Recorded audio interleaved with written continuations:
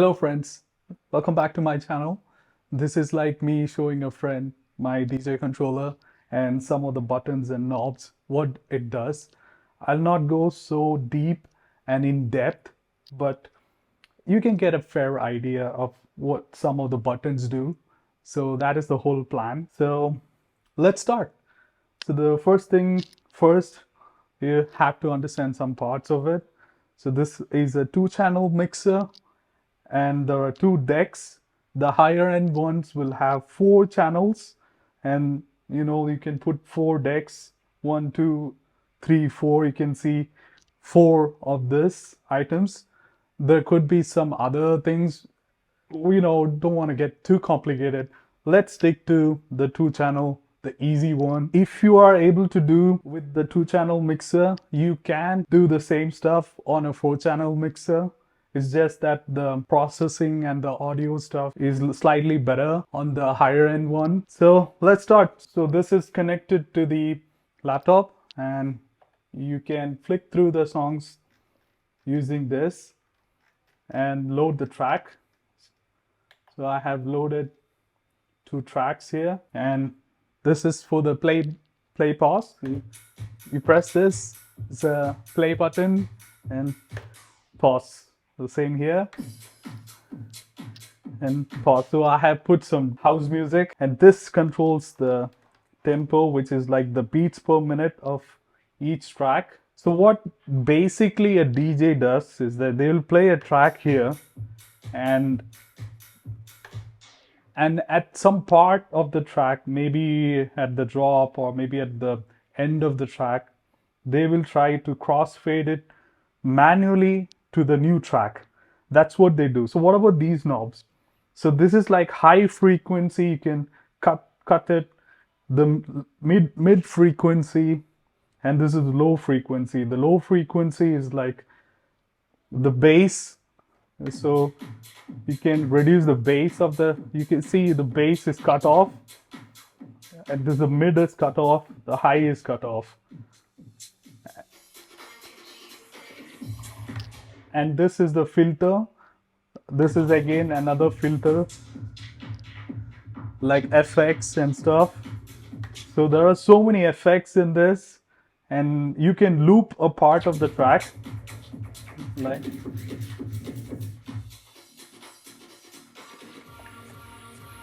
so this is for looping. You can make it, you can make it bigger, you can make it smaller.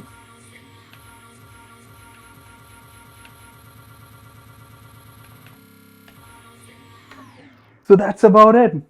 I mean, I'm kidding. There's, a lot of stuff. There's this performance pads here where you can save parts of a track, like a memory bank as the hotkey, and jump to that section. There is this pad effects where you can, do some effects.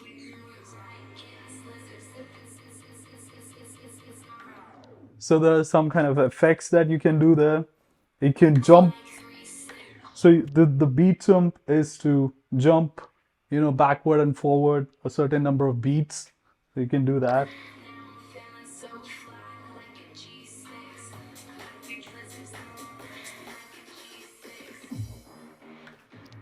You can jump certain parts. So this is the sampler. You can save some of the parts of a music or some samples, and then you can do this. You can do finger drumming.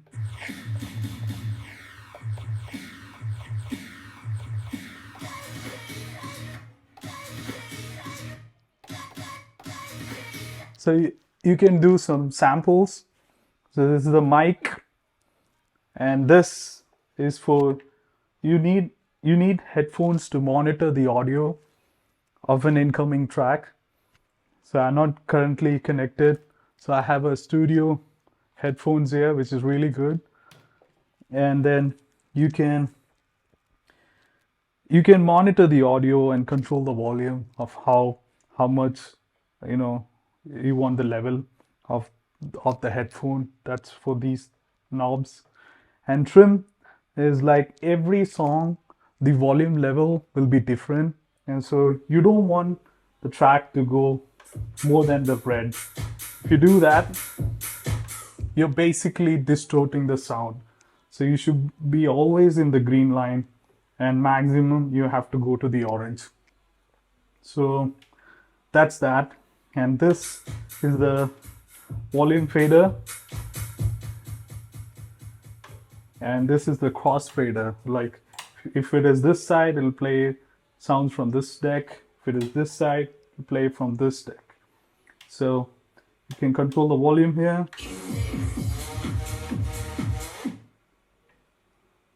So now it's because of the fader is here, even the volume is up, it will not play. So you move it this side.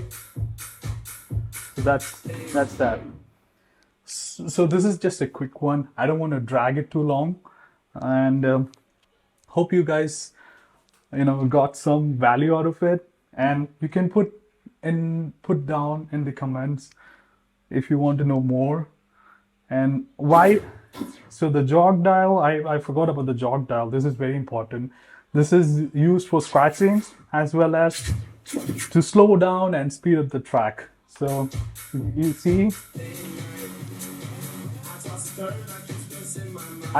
I just speed up the track. I just slow the track and then scratched it. So that was by mistake. I shouldn't have scratched it. So if you do it, if you use the edges, you can basically speed and slow the track. And if you use the top part, it's for scratching. So you can do that on both sides. And this is for beat sync. Beat sync is for syncing the beats per minute of one track with the other track. If the song's beats per minute is not the same, it will be always a clash. It will mismatch. This is a button, sync button, that the advanced people don't use.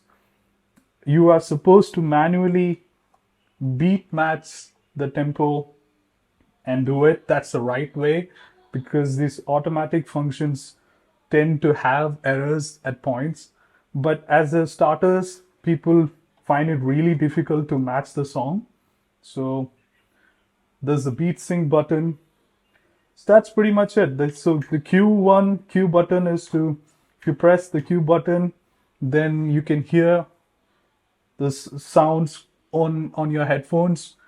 And even if the volume is completely down, you can hear the sound coming from this track, but the other end will not hear. The crowd will not be able to hear the track. So that's for, aligning the tracks, as I told in my previous video. So basically, it's pretty fun when you are able to align the tracks at the perfect time and then beat match it. It's just some kind of fun, and then you're listening to your favorite tracks. So that's about it. Hope to see you in the next video. Peace.